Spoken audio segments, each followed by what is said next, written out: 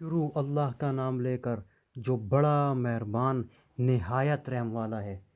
اب اللہ نے تم پر سے بوجھ ہلکا کر دیا اور معلوم کر لیا کہ ابھی تم میں کسی قدر کمزوری ہے۔ پس اگر تم میں سے 100 ثابت قدم رہنے والے ہوں گے تو وہ 200 پر غالب رہیں گے، اور اگر 1000 ہوں گے تو اللہ کے حکم سے 2000 پر غالب رہیں گے، اور اللہ ثابت قدم رہنے والوں کا مددگار ہے۔ پیغمبر کو کوشاں نہیں کہ اس کے قبضے میں قیدی رہیں جب تک کافروں کو قتل کر کے زمین میں کثرت سے خون نہ بہا دے۔ تم لوگ دنیا کے مال کے طالب ہو اور اللہ آخرت کی بھلائی چاہتا ہے، اور اللہ غالب حکمت والا ہے۔ اگر اللہ کا حکم پہلے نہ ہو چکا ہوتا تو جو فدیہ تم نے لیا ہے اس کے بدلے تم پر بڑا عذاب نازل ہوتا۔ تو جو مال غنیمت تمہیں ملا ہے اسے کھاؤ کہ وہ تمہارے لیے حلال طیب ہے، اور اللہ سے ڈرتے رہو، بے شک اللہ بخشنے والا مہربان ہے۔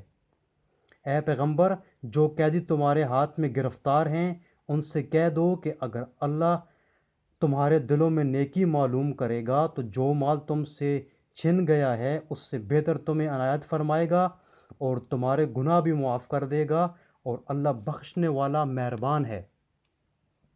اور اگر یہ لوگ تم سے دغا کرنا چاہیں گے تو یہ پہلے ہی اللہ سے دغا کر چکے ہیں، تو اس نے ان کو تمہارے قبضے میں کر دیا، اور اللہ دانا حکمت والا ہے۔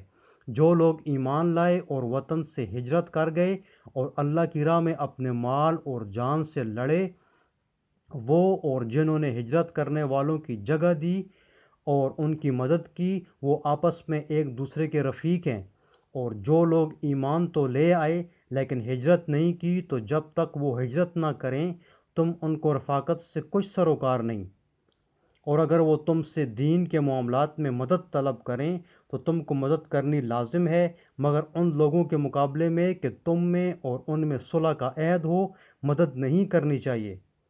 اور اللہ تمہارے سب کاموں کو دیکھ رہا ہے، اور جو لوگ کافر ہیں وہ بھی ایک دوسرے کے رفیق ہیں۔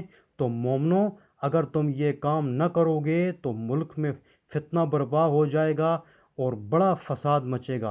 اور جو لوگ ایمان لائے اور وطن سے ہجرت کر گئے اور اللہ کی راہ میں لڑائیاں کرتے رہے، اور جنہوں نے ہجرت کرنے والوں کو جگہ دی اور ان کی مدد کی، یہی لوگ سچے مسلمان ہیں۔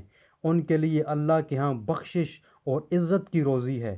اور جو لوگ بعد میں ایمان لائے اور وطن سے ہجرت کر گئے اور تمہارے ساتھ ہو کر جہاد کرتے رہے، وہ بھی تم ہی میں سے ہیں، اور رشتہ دار اللہ کے حکم کی روح سے ایک دوسرے کے زیادہ حقدار ہیں۔ کچھ شک نہیں کہ اللہ ہر چیز سے واقف ہے۔